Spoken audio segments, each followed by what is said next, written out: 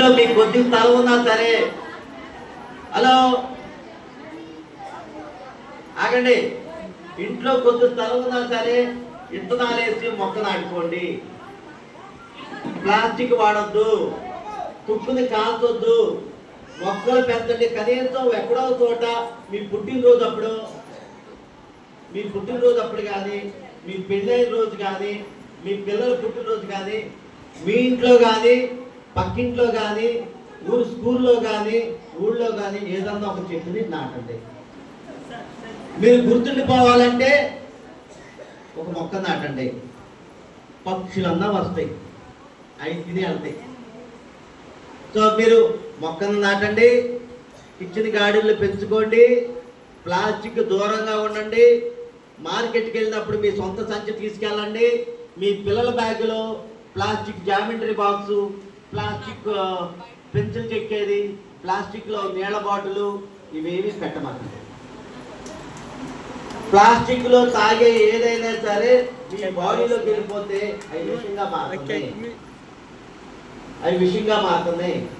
ప్లాస్టిక్లో వేడి పోసేసుకుంటారు. ప్లాస్టిక్ కవర్లో టీ పట్టుకెళ్తా ఉంటారు, కానీ ఎంత కరిగిందో మనకు తెలియదు. ఆ వేడిలో అయ్యేటువంటి మార్పు అలా తాగి మన జీవితాల్లో క్యాన్సర్స్ వస్తున్నాయి. మీ ఇష్టం, మీ క్యాన్సర్గా వచ్చి అలా చచ్చిపోవాలనుకుంటారో లేదు అందరం బతకాలనుకుంటారో ప్లాస్టిక్ దూరంగా పెడదాం. సరేనా? ప్లాస్టిక్ అందరూ దూరంగా ఉంటారా, దగ్గరగా ఉంటారా? చెప్పండి, దగ్గరగా ఉంటారా, దూరంగా ఉంటారా? ఇంట్లో ఏమన్నా చెట్లు పెంచుతారా, పెంచరా? తుక్కుని కాలుస్తారా, పాత పెడతారా?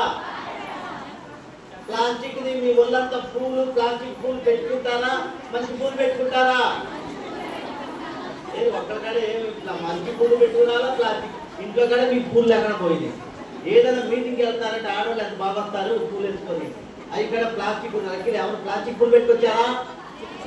మంచి పూలు తర్వాత ప్లాస్టిక్ అంటే ఇంట్లో మీకు బంతి పూలు కానీ ఉంటల్లా, డిసెంబర్ పూలు ఉంటల్లా, కనకాంబరాలు ఉంటల్లా. ఏమైపోయింది ఇవన్నీ? ఆడవాళ్ళకి బతుకు వచ్చేసింది. ఏం చూస్తారు మీరంతా? టీవీ చూస్తూ ఉంటారు, సీరియల్ చూసుకుంటా ఉంటే ఏముంటే కూరగాయలు అంటలేదు, అన్ని ప్లాస్టిక్ అయిపోతుంది. దయచేసి అమ్మ, ఇది మన ఏఆర్టీ సంస్థ ద్వారా గ్రామాల్లో చైతన్యం చేస్తున్నాం. ఏది? ప్లాస్టిక్ పర్యావరణం మారిపోతుంది. ఎండాకాలం వానాకాలం అవుతుంది, వానాకాలం శీతాకాలం అవుతుంది, శీతాకాలం ఎండాకాలం అవుతుంది. శీతాకాలంలో రావాల్సిన ఫలాలు ఎండాకాలంలో వస్తున్నాయి, ఎండాకాలంలో వచ్చే వానాకాలంలో వస్తుంది. మారిపోతుంది, వాతావరణం మారిపోతుంది.